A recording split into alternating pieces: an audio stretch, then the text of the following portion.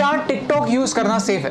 कुछ ही दिनों पहले TikTok crossed 1 billion downloads world wide. इसका मतलब है कि 1/7 of the world population is using TikTok. इस ऐप पर किस टाइप का कंटेंट होता है, वो क्या सोशल मैसेज देता है, वो अच्छा है या नहीं, ये सब बात की बात है। Right now I want to share with you something very dangerous that I discovered about TikTok. You think that I am making sense? इस वीडियो को शेयर जरूर कीजिए क्योंकि इस वीडियो से किसी ना किसी को हेल्प हो सकती है। आज एक्चुअली मैं बहुत एडवेंचरस फील कर रहा था तो मैंने टिकटॉक डाउनलोड किया और मुझे एक काफी अजीब चीज रियलाइज हुई। यू सी, जब आप कोई वीडियो रिकॉर्ड करने की कोशिश करते हैं तब टिकटॉक आपसे आपकी कैमरा की, ऑडियो रिकॉर्ड करने की और SD कार्ड एक्सेस करने की परमिशन मांगता है। ये सारे परमिशंस मांगना बहुत सारे ऐप्स में कॉमन होता है, लेकिन प्रॉब्लम उस चीज की है जिसकी परमिशन टिकटॉक आपसे मांगता नहीं है लेकिन फिर भी डेटा आपसे चुराता है। That's your location.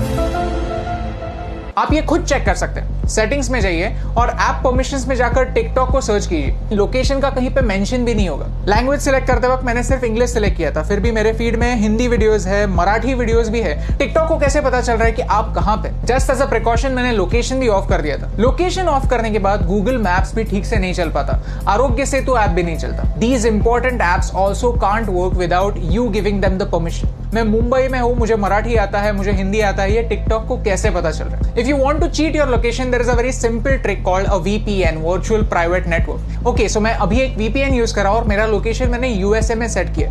On YouTube all the ads that I am getting over here are from the US। So मैंने YouTube को ट्रिक कर दिया। एज यू कैन सी मेरा हॉटस्टार नहीं चल रहा है और मजे की बात यह है कि अगर मैं टिकटॉक पे जाता हूं तो I can see all the same videos. So how is TikTok doing it? I found the answer. TikTok is using the data from your SIM card. जो सारा इंफॉर्मेशन जा रहा है वो मेरे सिम कार्ड से जा रहा है। क्या आपको समझ रहा है कि ये कितना डेंजरस है, कितना सिनिस्टर है? सीधे सिम कार्ड से आपकी रीजनल इंफॉर्मेशन लेना, डोंट यू थिंक एक वीडियो शेयरिंग ऐप के लिए ओवरकिल है, अननेसेसरी है? And the worst part is इसके बारे में कोई वार्निंग नहीं है। द ऐप जस्ट सेज कि we will automatically collect it, that's it. ये डिस्कवर करने के बाद मैंने टिकटॉक की प्राइवेसी पॉलिसी कंप्लीटली पढ़ी और उसमें मुझे कुछ ऑब्जेक्शनेबल पॉइंट्स दिखे। If you link any social media account to TikTok then TikTok वहां की इंफॉर्मेशन यूज कर सकता है आपके बारे में जानने के लिए। टिकटॉक कंटेंट डिलीवरी के लिए HTTP सर्वर्स यूज करता है, HTTPS नहीं, सिक्योर सर्वर्स नहीं। तो ये सर्वर्स हैक हो सकता है। इस वीडियो में किसी ने डेमोन्स्ट्रेट किया है कि कैसे ऑफिशियल अकाउंट से एक गलत मैसेज फॉरवर्ड हो सकता है। आपका अकाउंट डिलीट होने के बाद भी टिकटॉक जब तक चाहे आपका डेटा उनके सर्वर्स में रख सकता है। और मेरा टिकटॉक के साथ सबसे बड़ा प्रॉब्लम है आर्टिफिशियल इंटेलिजेंस। कि ByteDance जो टिकटॉक की पेरेंट कंपनी है वो एक आर्टिफिशियल इंटेलिजेंस कंपनी है। उनका प्रोडक्ट कंटेंट क्रिएशन का प्लेटफॉर्म नहीं है, उनका प्रोडक्ट है algorithm. You see, China wants to be a superpower in AI by 2030. Computer की भाषा क्या होती है? Zeros and ones, binary. और वही टिकटॉक आपको करने के लिए बोलता है। Whenever you are watching a video on TikTok, you are taking a survey. You are feeding information to the computer, telling them what you like, what you don't like, what you agree with, and what you don't agree with. And all of this information is going to China. आपको क्या लगता है? क्या ये सही हो रहा है?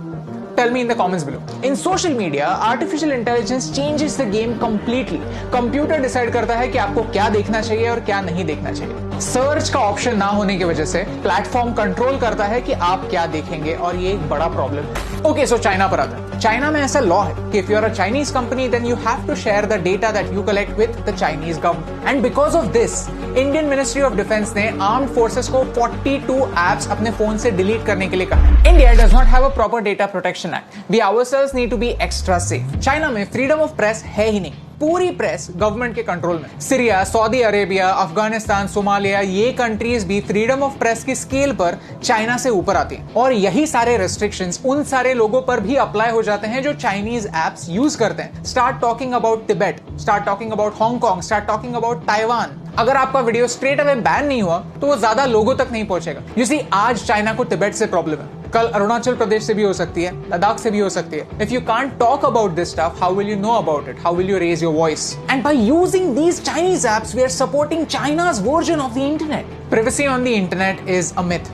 हम जब भी कोई सर्विस फ्री में यूज करते हैं तो हम उनके प्रोडक्ट होते हैं, हमारा डेटा हमारी करेंसी होता है। शुड यू डिलीट टिकटॉक और any other app for that matter? ये बताने वाला मैं कोई नहीं होता। But you can definitely take some precautions. If you have Chinese apps on your phones, then don't use UPI or any net banking apps on the same phone. When creating an account, don't use Google to sign in. Create a new account, use a different password. Cyber theft is real.